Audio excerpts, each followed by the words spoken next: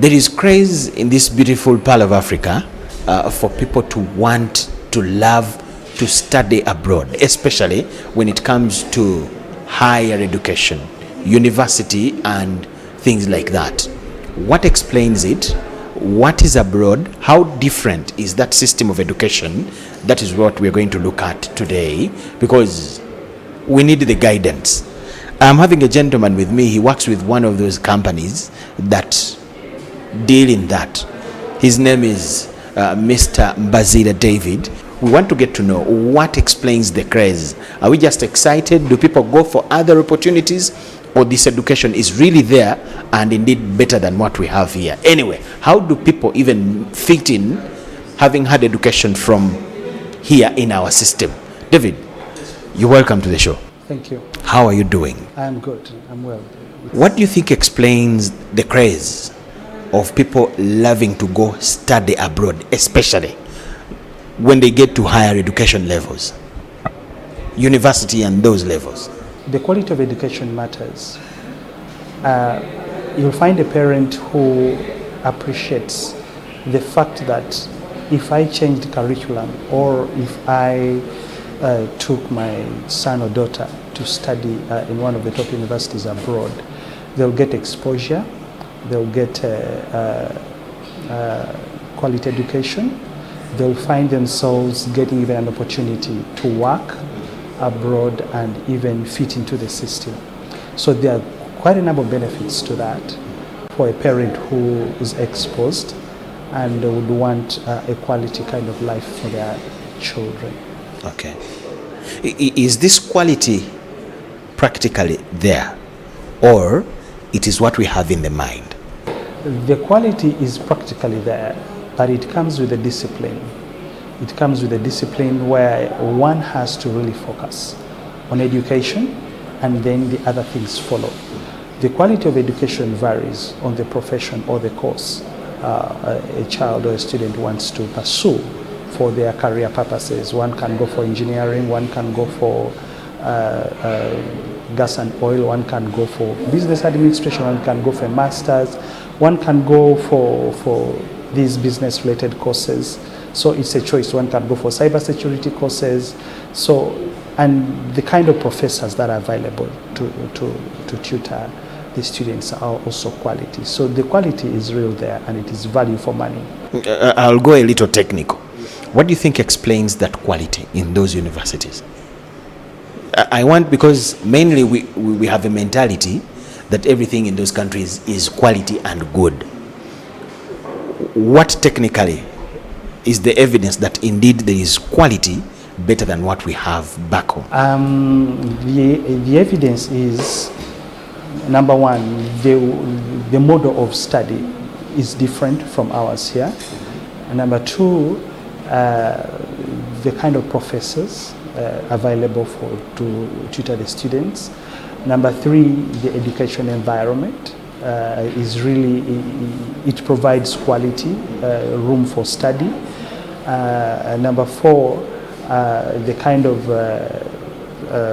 attention a child gets while is participating in those schools. And even the model is different. You may find a student that need to go by handouts, but everything is about research and projects.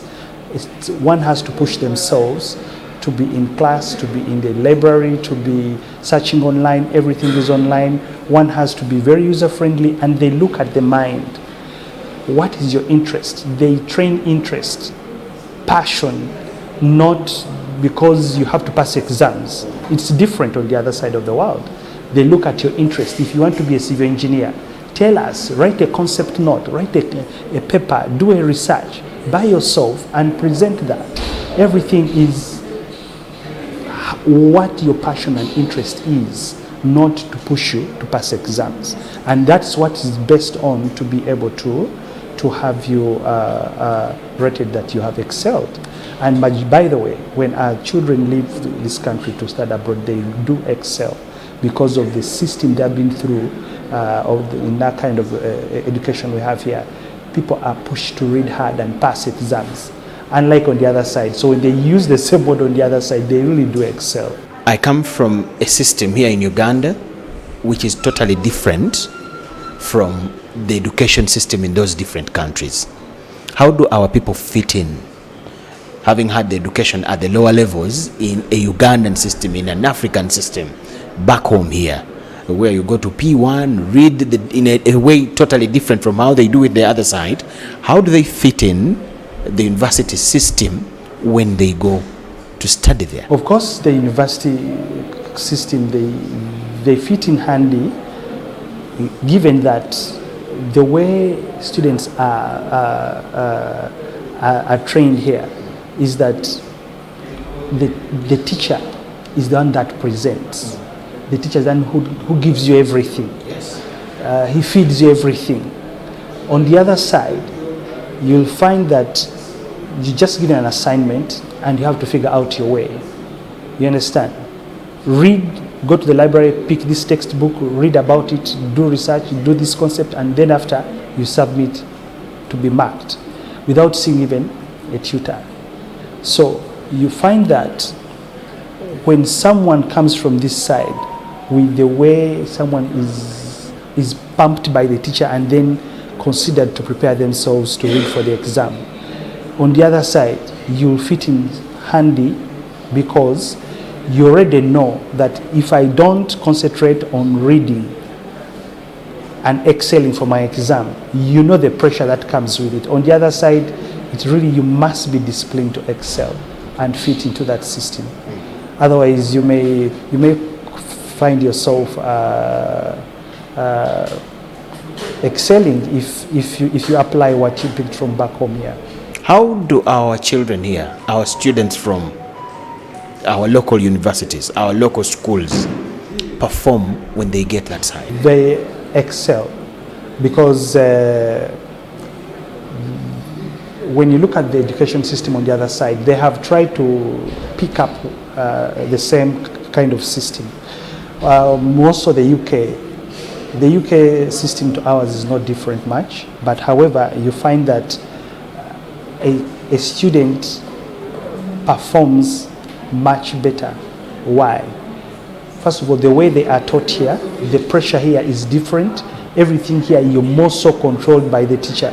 On the other side, you have to be on your own. You must be self-driven. You must be self-driven. If you want to be in class, be there. That's where the technicality is actually, because we are from kindergarten to senior 6. Those are almost 20 years, and it is the teacher-driven kind of system you are coming from.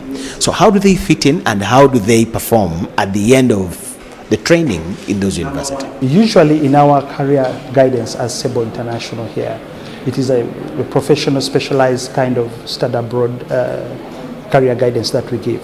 We do, as we interact with these stakeholders, most of the international schools and these other traditional schools we have, we emphasize the student to really have good grades. Get good grades. Why? Because when on the other side, it is a discipline. You're either in class to excel or you're on other things. If you pick up a culture from here of pushing yourself to excel in your results, definitely even on the other side, you will excel. Why? Actually, majority of the students who live here and study from abroad, they're always the best. They have a first degree. Why? Because of the culture they picked from our education system here in Uganda, where you're controlled by the teacher on everything.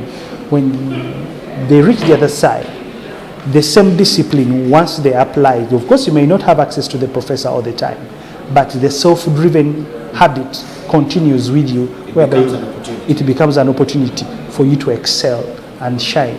But however, we emphasize that when you have good grades from this other side, it's an opportunity and an advantage in these top universities abroad, whereby they waive your tuition. If you have good grades, they waive your tuition.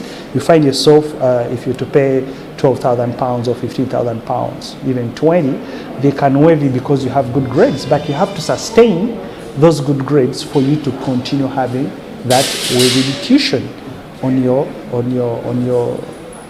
education while you're at study in the university. So we emphasize them to have good grades. And by the way, you can even have your tuition really waived if you really excel in your academics. Let me get that clear. good performers here, they don't pay as poor performers. They don't pay as high as poor performers when enrolled. Exactly. Even at the application process, when we are doing an application for a student as an agency, the university entrusts us to look at your academic qualifications, performance. The university, the admissions department will tell you from day one that we can't take on your student because they have poor grades. So if you want to really take on these top universities and perform, we tell a student from day one, you need good grades. This will help your parents to really spend less on you, and it will help you also excel and take advantage of the great opportunities that the university has. So we emphasize good performers. For poor performers, I will emphasize that there is no room for you to either access universities or both locally here or otherwise. If you're a good performer or if you're a low performer and you need hope to pick up, for example, recently the A-level results came back and science students had really failed. There is still hope. When it comes to study abroad, we can consider your O-level results, and have you start at foundation level. These universities abroad, they have a system where you can start at foundation. You do 1 year, which is equivalent to A-level here. You do 1 year and then you progress. If you excel in that foundation, you progress to a bachelor's degree, which takes you to ahead. Even you can do your master's. You talked about that. I have spent money on senior 5, senior 6 here. Isn't that another cost if I have to pay for that foundation level in order to qualify for the real degree that I want? It's not another cost. It's not costly. Majority of these universities have that to give room for one who's coming from our kind of education system and have not excelled. So they will consider your O-level results to enable you qualify for your degree. So instead of 2 years A-level here, you do it for 1 year. And usually the fee structure is not as equivalent to the one that you spend on your bachelor's. So it's quite low. So you can still pursue it in line with what you want to become. Your career, your passion, still it comes to passion. If you want to be a doctor, if you want to be an engineer, if you want to be a business related or a mass communication kind of person specialized, you can study it at foundation level. Unlike our system here, where you study everything and then you only reach to make a choice at A-level. But here we can look at your A-level results and then you say, I want to be a doctor, I want to be a nurse, I want to be a pilot, I want to be an engineer. And then we look at your grading and then we have you begin it at foundation. So once you excel at foundation, then you still in the same line, you can take on your passion, of course, or career from that if you excel. What would be your view or observation about university education here back home and our universities in general? Well, I would mention my observation here is that first of all, we've gone commercial. The passion to educate an African child has eroded because you find courses that are duplicated because the university wants to make money and they pump 1,000. Let's say I would give a course like business administration. You find 2,000 students applied for it, and at graduation day they are unleashing 2,000 students. But what are they going to do? The courses are not related to job market. Business administration? Yes. What do you think a child would become? What profession is business administration? What profession is that? Administering business. Administering business. Yes. Yet even a parent who's sponsoring that same course doesn't have a business running. So what do you expect a child to become of that? So it's sometimes these courses should be driven by passion. Someone must have a purpose. Why do I want to be an engineer? Why do I want to be? But I think courses like business administration in there people specialize on different things.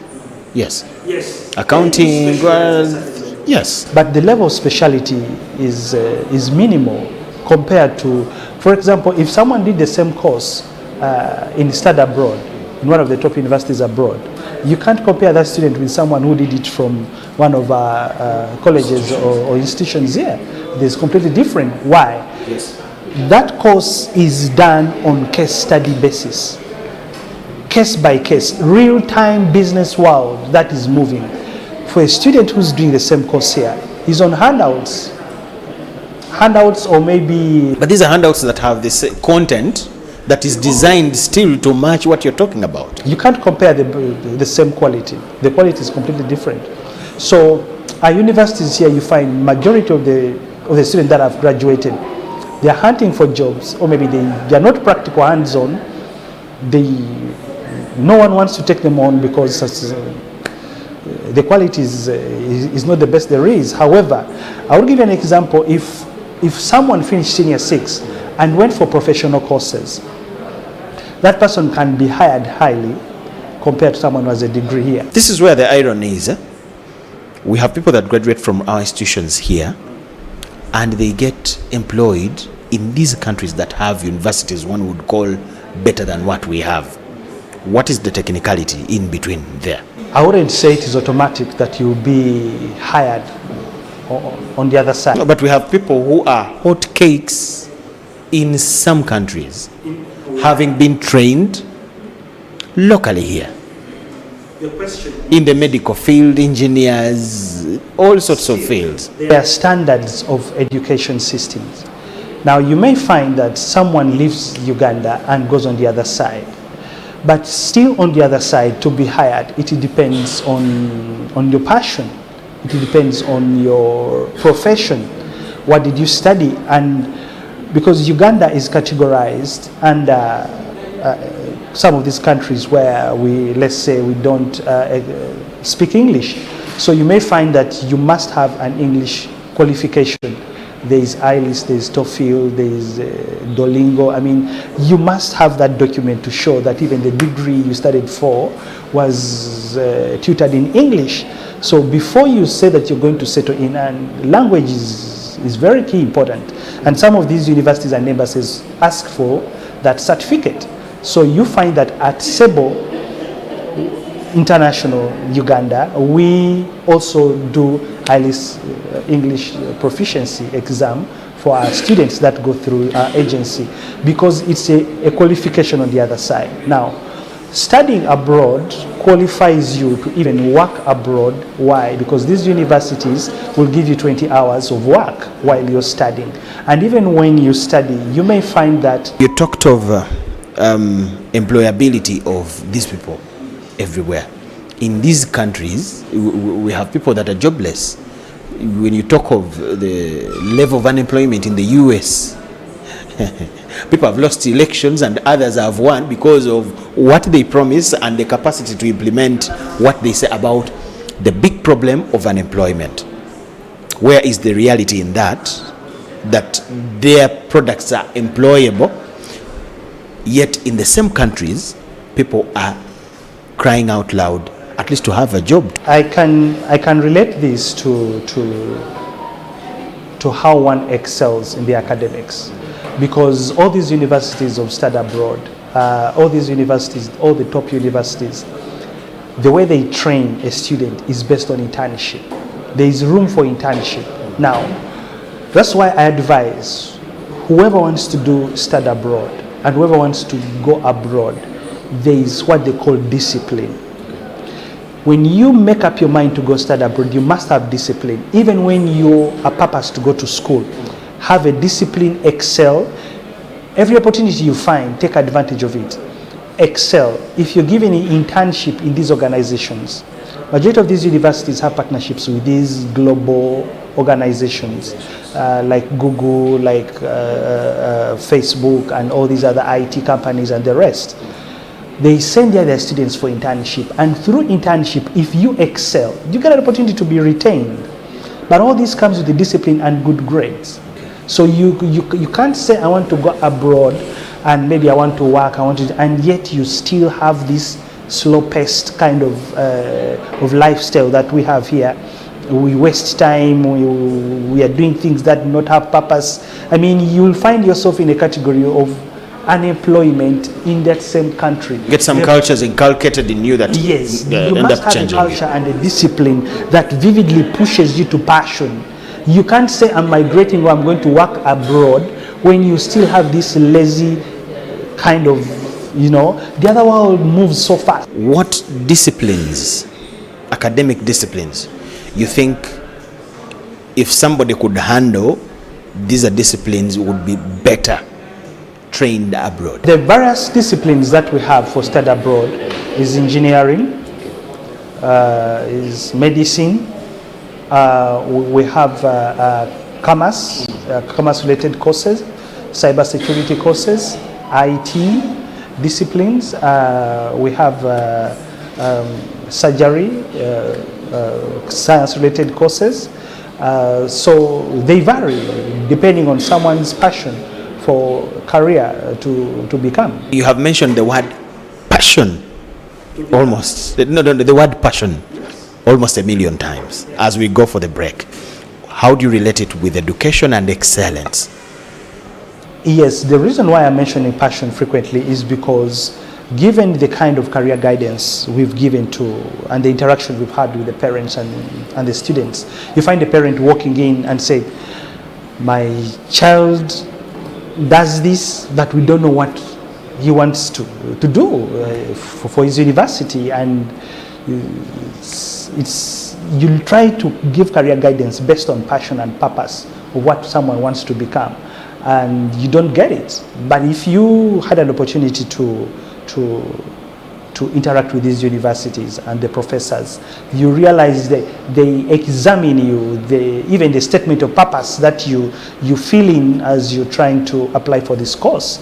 They really want to know, how is this course going to be beneficial to you? How is it going to be beneficial to your country? How is it going to benefit your community? How is it going to be? So you find that you must apply for a course or study something out of passion and purpose. Okay.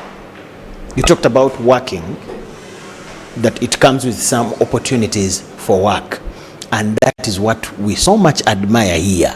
You get? Don't some people look at this as education but targeting the work-related bit more? It is quite unfortunate that back home here, that's how we look at it. That's how we look at it. But in the developed world, someone goes to study, just like I would say, purpose and passion. Why? Because what they have studied can empower them to create their own world and dream. If I'm an engineer or a doctor or a business person or an IT specialist or a security cyber specialist, I can start my own company. I can start my own idea and concept and be innovative. I may not have to wait for employment, someone to employ me, but I would only use that. I would only use employment as a stepping stone through internship to take me to the next level. But my purpose of pursuing this line of education, IT, is to remain focused that I want to create something in my own world. I can create a dream that the world can buy a product from me, or I can sell shares out of what I've started. Or, I mean, it's not that for how long. Let's go to how expensive this is. You know, that is our main worry here in Africa. Or let me talk about Uganda. When you talk about something, it may be very good, but affordability to really get it. How affordable is it to study abroad? It looks too expensive. In our eyes, in our ears, it sounds really something expensive. Okay, I would drive on, narrate this from a point of information. One of the experiences of study abroad is the opportunity you identify. Yes, I may not be able to having that money, but my performance gives me the opportunity. To a parent who has the money, still destinations vary. We find like in the UK, tuition fees around the universities may cut across from £19,000 to £12,000. A destination like Australia, it's really expensive, £20,000 to £45,000. I mean Australian dollars, and then you come to Canadian dollars. You find Canada ranging from 15 to 18. So, but to encourage someone who's out there, yes, study abroad may come with some costs, but to me, I don't think it's that much expensive. You may find Europe may vary from 18,000 euros to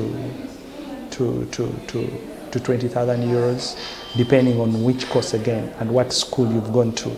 So to some students who are out there and they think they have good grades, I would still encourage them to really apply for study abroad, for some of the best universities abroad. Take an attempt, because your results will always speak for you. And then you find some minor expenses on the visa and ticket and maybe the living expenses. But usually the biggest expense, not much, that is required from a student is the first fees deposit. You talked about variance in figures according to different countries and continents. What explains that? And does the varying figures match the quality? Yes, it does. Do we have good quality or the best quality where the figures are too high compared to where they are a little low? Or the figures varies just still based on performance. And some of these institutions are really expensive. Why?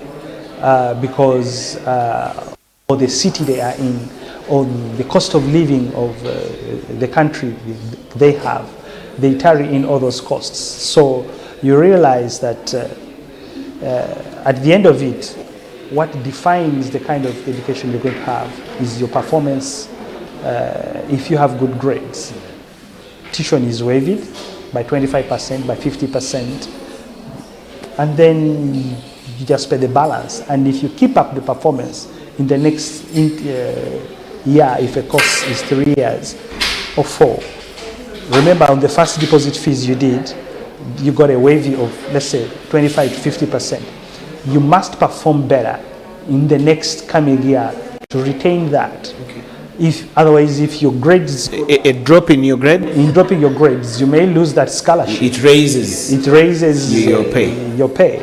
So that's why I'm emphasizing that if you are a good performer, you will benefit from the opportunity of study abroad, and you can only access study abroad if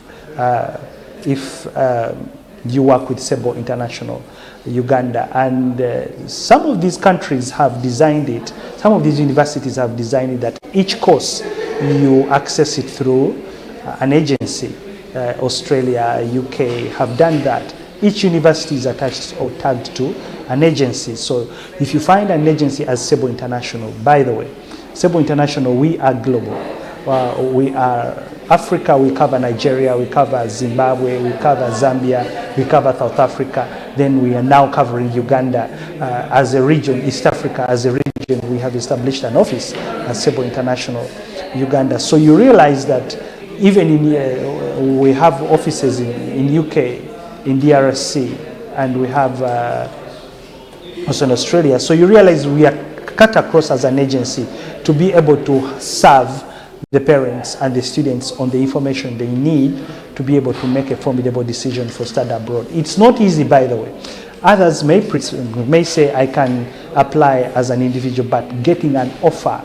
You see, these universities have designed it a way that they're in partnership with these agencies to do the admission process on their behalf, so that a student enrolls directly at school to start classes than going into this figure out accommodation, because as a service that we offer visa assistance. We can also look into accommodation offers.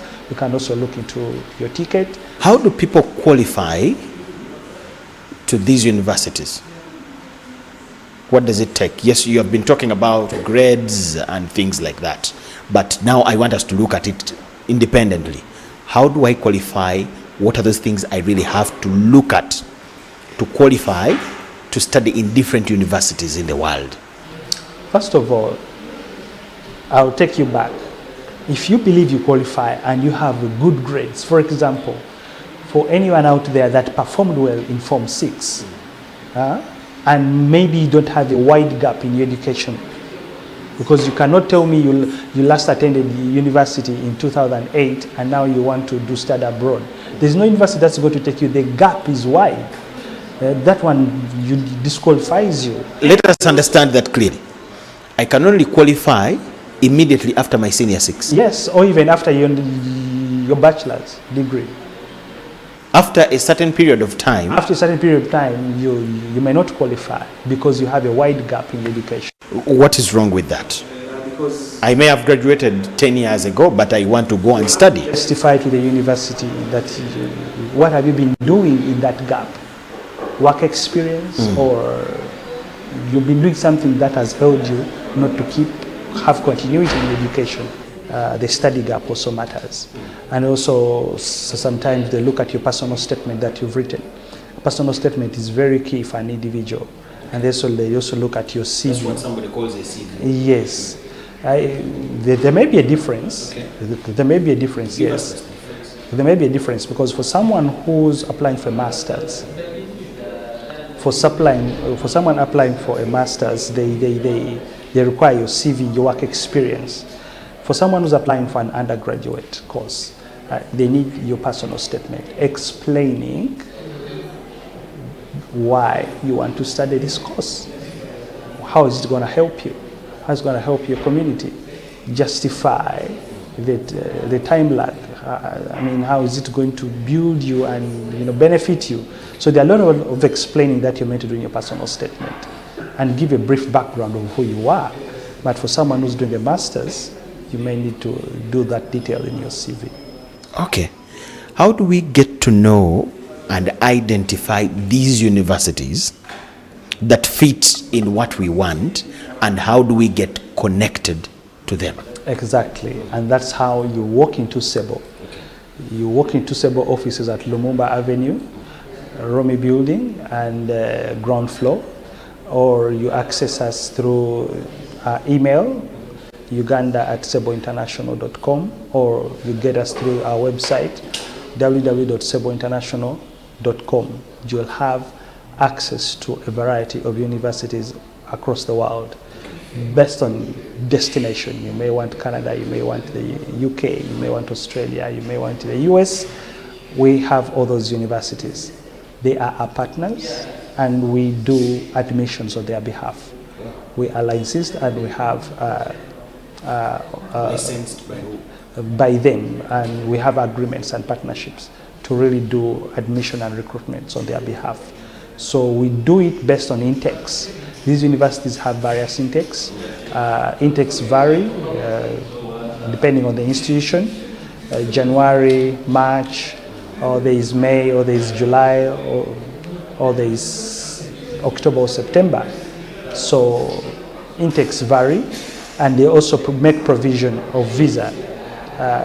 We also, by the way, do visa assistance for our students that we do admissions for, and then we also do accommodation assistance, and also we also do the ticket assistance. So we ensure that all the way, by the way, even on deposit assistance, we ensure that we give information or payment platforms, or we guide the parent on how to make the first deposit for their. 3 things here. Let's start with visa. It is not easy to get visas for some countries. How easy is it for a student? How do these embassies welcome people that are going to school? Yes. They ask for bank statements and things like that. How do children, schoolgoers, get to present all this? These universities designed it in such a way that they are partners with the various embassies from their countries. Now back here, it works in such a way that all these consulates in various embassies are aware of students who do study abroad. So there is priority that is given to students who have applied and they have their letter of acceptance from these universities, and then priority is given to them. However, it doesn't only stop at that. Embassies require one to have an English proficiency test, or IELTS, maybe from British Council, or Duolingo, or any other exam for English to qualify them. But still, there are other justifications. The parent must be able to show that they have the finances to sustain the child at the school. They must show their bank statements. They must show what they do, and that the child will be able to have been catered for at their stay at the school. But it has been done in such a way that we agencies do have relationships with these embassies. We are always in these meetings and sitting down to assess the acceptance rates in terms of visa. We get to know the qualifications and the information needed so that we orient our students while they've gone for these visa interviews so that they excel. By the way, these embassies don't need much for visa. Once they are interviewing a student, you must be confident and be able to narrate exactly the reason for why it should be granted a visa. One may have a visa refusal, not because they don't qualify, but how they handle it. A child is not confident enough to express themselves. What are you going to do in London? What are you going to do in Birmingham City, for example? Tell us. Make someone understand. Convince me that what you're going to do in London or in Manchester is justifiable. You talked about accommodation and stay, I'll call it stay in those countries and in the universities. It is expensive in Makerere alone. I'm imagining what it means to leave Uganda as a student to go and stay in Birmingham or London, New York, or those cities. How expensive is it for a student there? I don't think there is Chikomando like it would be in Nakurabi one day, like we survive during our days in Makerere. Indeed, these universities have done the homework. They can tell, for example, you may find in a month, you can spend like £1,000 based on how the cost of living and standard of living is in that city.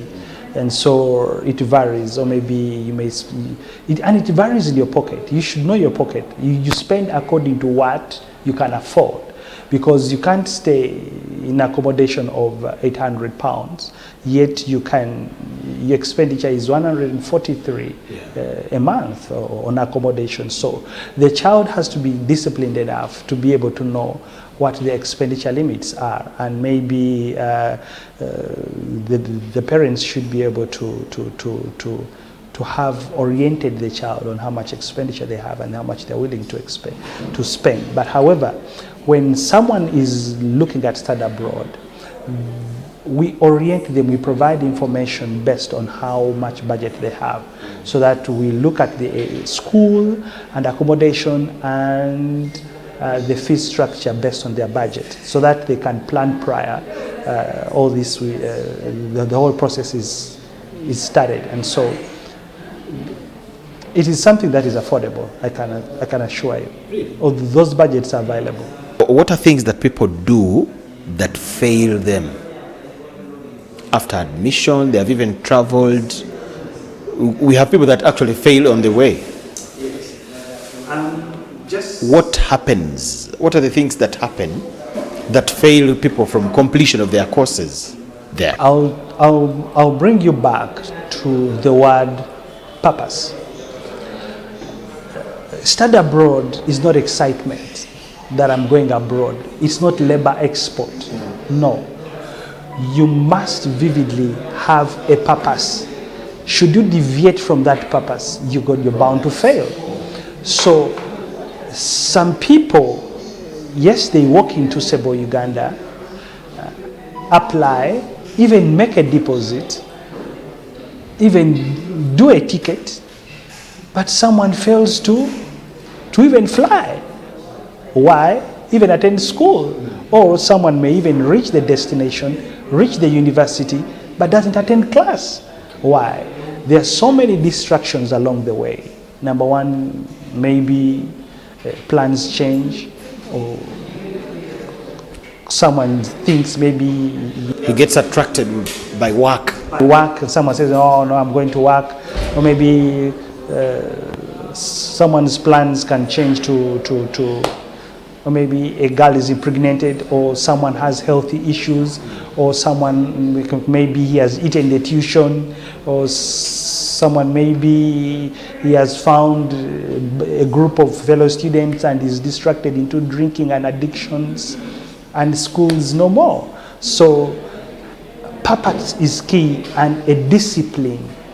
Purpose, discipline, and character completes the equation of study abroad. How about financial related issues? Parents may get constrained when it comes to sponsoring stay in whatever country it is. Majority of the decision to do with study abroad, a parent determines. There are so many factors that determine. Someone may say, I have a relative in this city and there's a university next to that. I may take advantage of staying with a relative and reduce on accommodation cost or while I study. Another parent may say, okay, we can afford tuition, but you may study while working, and this is the target. Cover this in your little income, and then I'll cover this. There is always a plan. There is always a plan. It's not the attitude that, because honestly, if education is expensive, then how much will ignorance cost? How much will ignorance cost? Thank you so much, Mr. Mbazira David. He's the marketing coordinator, Sable Uganda. It's an agency that deals in study abroad. So we bring, it is up to you to pick.